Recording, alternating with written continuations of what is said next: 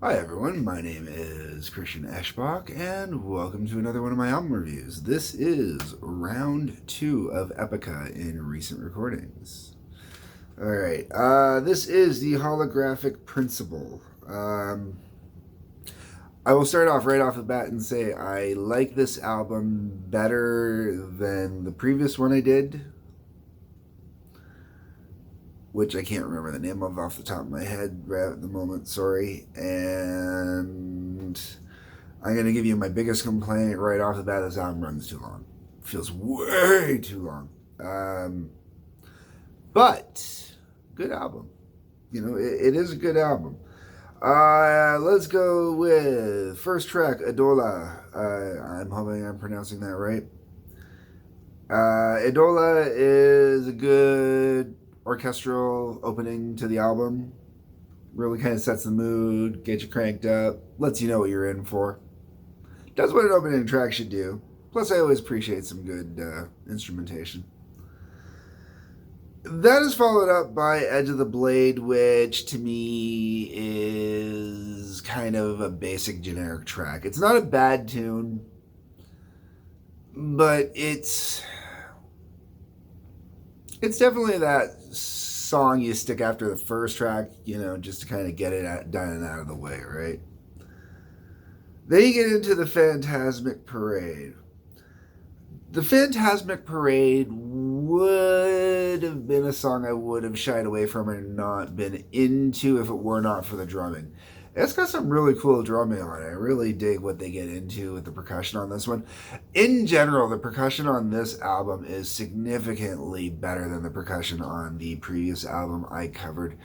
And the main reason why I say that is this is not your basic, and I've already gotten flamed for saying this once in relation to Epica, but it's not your basic power metal drumming, okay? Which is also synonymous with so many other types of metal, but it is so damn boring, the double bass, all the give me a little flavor, give me a little taste, give me a little excitement. And the Phantasmic Parade does that for me drumming wise, which is nice. Otherwise, to me, now once again, vocalist for Epica far superior to Amy Lee as far as I'm concerned in every way, shape, and form. However, the Phantasmic Parade definitely has a very Evanescence kind of vibe to it, and if it were not for the kick-ass drumming, it really would have had an Evanescence vibe to it and really would have turned me off. That takes us into the Universal Death Squad. Universal Death Squad is, I should mention at this point, this is where songs start getting longer, okay? Universal Death Squad kicks in at 6 minutes 38 seconds. This is because they get into, most people, and even I would normally say, this is kind of where they start getting into more proggier kind of elements because there's more time changes, stuff like that, more shift steps. But because they're so orchestral based and symphony based, and a lot of the music is specifically orchestrated. I don't want to lump them in any way with prog. You know, I've already said I believe they're or operatic metal. Some people will say they're symphonic metal.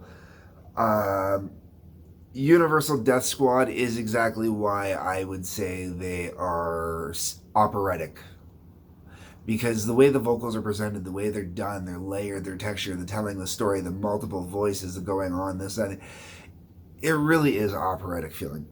Speaking of vocals, the one major complaint I have is I don't really like the constant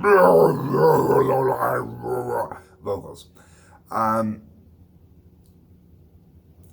Only because it always feels like it's an intentional Beauty and the Beast kind of vocal styling, where you know you got the beautiful female vocals, you got the shitty ass bottom of the barrel male vocals. You know,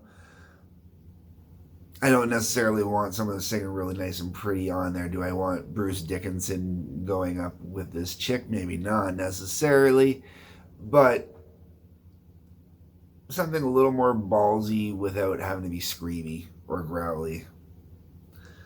From there, we go into Divide and Conquer. I do recognize Divide and Conquer when I listen to it. It's not a bad song while the album's playing. I enjoy it that way. But it's not it's not a major player on this album to me. You know, it does well because of where it sits in the playlist. Because after that, we go to Beyond the Matrix, which is beautiful. Very beautiful song. Really enjoy this one. Really get into this one when it's going. Really sucks me into it. And it's Divide and Conquer, I should mention, is 7 minutes and 48 seconds. It's not the longest song on the album. Beyond the Matrix, 6 minutes 26 seconds, sorry, and it's a really good song. I like that this song takes me on a journey. I like that the journey this takes me on, goes into the next song, which is Once Upon a Nightmare, which clocks in at 7 minutes and 8 seconds.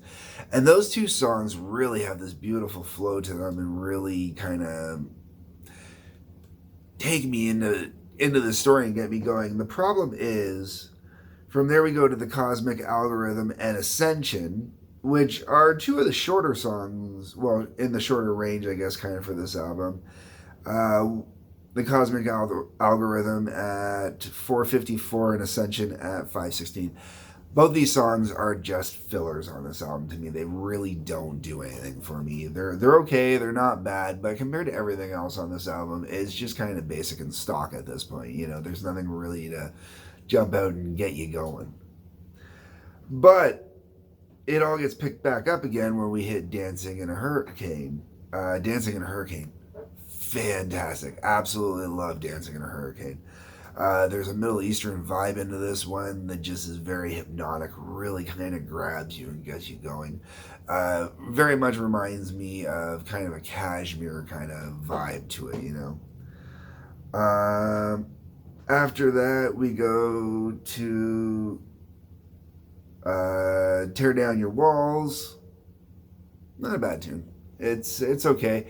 Once again, it feels a little more stock compared to a lot of the other stuff that's already been on this album. And then the album finishes off with the title track, The Holographic Principle, A Profound Understanding of Reality. This is the longest track on the album, clocking in at 11 minutes and 35 seconds.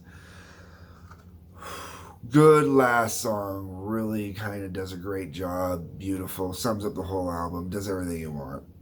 I'm going to be completely honest though, by this point, the album feels super long to me.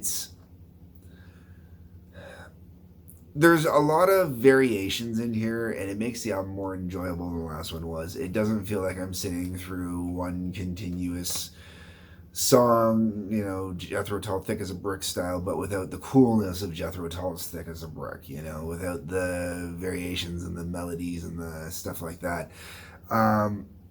This album really just, I like to use an exercise in gratuitousness a lot, and that is part of what I feel with this album. It is a fantastic album. It is much better than the last one I covered.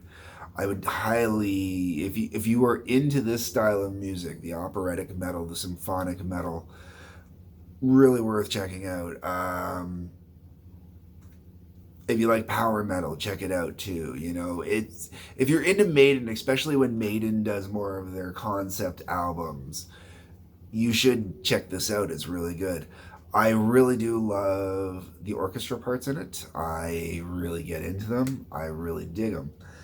I'm not giving a whole giant in-depth monster review here because the reality is, well, I've listened to this album probably 20 times in the last 2 weeks, going to and from work, and when I'm out and about walking around, got the headphones on, stuff like that. And this is like the only album I've been listening to for sure for the last week, trying to get this review ready to go. And I've given it some heavy listening, and I really do enjoy it when I'm listening to it, but it's not, and I'll definitely put it in the CD player from time to time, because it's a good album to throw in. But it's not an album that I'm in love with. It's not an album that, I'm going to say it's a must-have. But it's definitely an enjoyable album if you're a fan of the genre of music. Anyways, folks, those are my views. Comment section, that's what your views are for. Hit the like button, hit the subscribe button. Otherwise, peace, love, take care.